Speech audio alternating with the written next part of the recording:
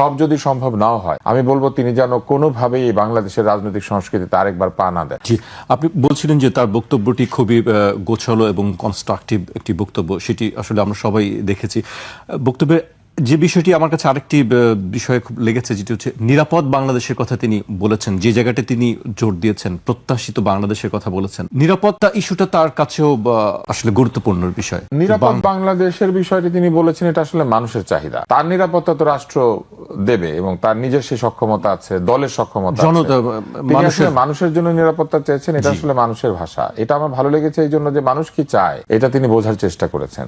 একটা স্বাভাবিক জীবনে তিনি ছিলেন, যে জীবনটা বাংলাদেশে আসার পর অস্বাভাবিক হয়ে যাওয়ার সম্ভাবনা আছে। এই জায়গাতে তার প্রতি আমার ছোট হলো একটা পরামর্শ থাকবে, সেটি হচ্ছে যে এই স্বাভাবিক জীবন যেন কেউ বিঘ্নিত করতে না পারে। আমাদের বাংলাদেশে নেতা 24 ঘন্টা মানুষের পেছনে সময় দিবেন, সারাক্ষণ মানুষের পেছনে সময় দিয়ে জীবনকে ক্ষয় করে ফেলবেন। সারাদিন তিনি এই বিচার আচারে ব্যস্ত থাকবেন, দেশ চালাবেন, এটা চালাবেন, সেটা চালাবেন, মানে তার নিজের ব্যক্তিগত জীবন বলতে কিছু নাই। আমি শুধু বলবো যে যে ছবিগুলি আমরা দেখেছি, তার একটা বিড়াল, তার একটা ছোট্ট কোণার একটা টেবিল যেখানে বসে তিনি কম্পিউটার চালান, তার মেয়ে, তার স্ত্রীর সাথে তার অন্তরঙ্গ মুহূর্ত, তার পারিবারিক মুহূর্ত, সেরকম ছবি দেখেছি। বাসে ওঠার জন্য দাঁড়িয়ে আছেন, সেরকম ছবি দেখেছি। সব যদি সম্ভব নাও হয়, আমি বলবো তিনি যেন কোনোভাবেই বাংলাদেশের রাজনৈতিক সংস্কৃতিতে আরেকবার পা না দেন। বরং যে পরিবর্তনের কথা তিনি বলেছেন এবং যে পরিবর্তন তিনি সূচনা করতে চেয়েছেন, সেই পরিবর্তনের একটা অংশ হোক সকল রাজনীতিবিদ, সকল মানুষ যেন তার পরিবারকে অল্প সময় যতটুকু সে দিতে পারে দিক এবং একটা স্বাভাবিক জীবনের মধ্যে থাকুক। এই অস্বাভাবিক জীবন কি করে জানেন? সিদ্ধান্ত গ্রহণে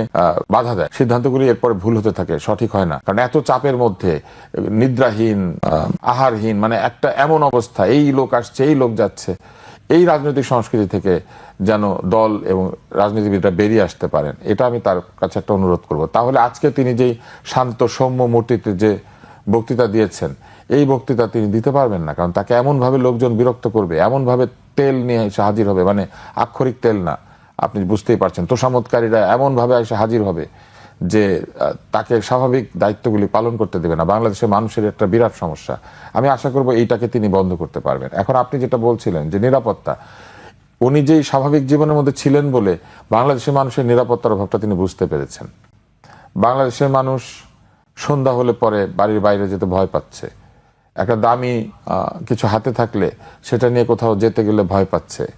বাংলাদেশের মানুষ একা কোথাও দাঁড়িয়ে থাকতে পারছে না, সাথে দু একজনকে নিয়ে দাঁড়াতে হচ্ছে। এবং আমাদের ফেসবুক, ইউটিউব, আপনি সবখানে দেখবেন সন্ত্রাসের যে ভয়াবহ চিত্র। আমি মনে করি যে এইখান থেকে মানুষকে উদ্ধার করে নিয়ে আসা খুবই জরুরি। এরকম অস্বাভাবিক পরিস্থিতিতে মানুষ ব্যবসা করতে পারে না, স্বাভাবিক যে কাজগুলি সেগুলি করতে পারে না, এবং অধিকাংশ মানুষ তার চাকরি করে না, সে তো অফিসে কাজ করে না, রাস্তায় কাজ করে বাংলাদেশের মানুষ। ফলে রাস্তা যদি নিরাপদ না হয়, বাড়ির বাইরের অংশটা যদি নিরাপদ না হয়, তাহলে মানুষের আয় ব্যয় সবকিছু ক্ষতিগ্রস্ত হয়। আমি আশা করব যে তিনি যে কথাটি বলেছেন এটা একদম ঠিক, যে মানুষের জন্য একটা নিরাপদ বাংলাদেশ চাই। মানুষ যেন মানুষকে ভয় না পায়।